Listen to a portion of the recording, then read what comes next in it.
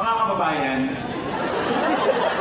sometimes we see problems only as weaknesses, but we must also learn how to turn weaknesses into our strengths. Kung ang problema natin sa mental health ay ating i-address, unang-una, kailangan po natin na magkaroon tayo ng garlic.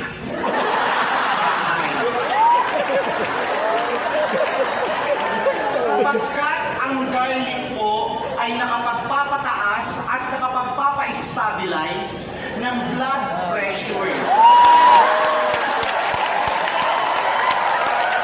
Kung tama po ang takbo ng ating dugo, maaari pong dumaloy ang dugo upang lalong magkaroon ng dopamine at ng mga serotonin na siyang ikaka-stabilize ng inyong mental health. Ngayon, ukol naman po sa sustainability, napakarami pong kailangan i-sustain.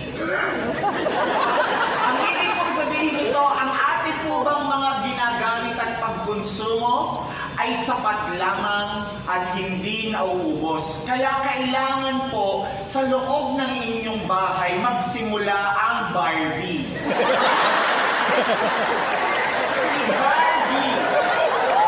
Si Barbie ang halimbawa ng sustainability. Siya ang modelo ng sustainability. Nakikita niyo ba siya nagpapalit ng damit?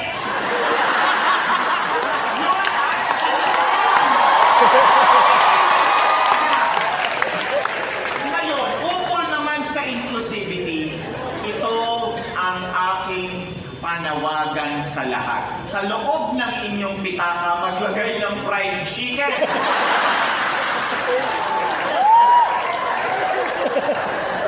Paglagay ng fried chicken sa loob ng pitaka ninyo bilang paalala na kahit manok may karapatan.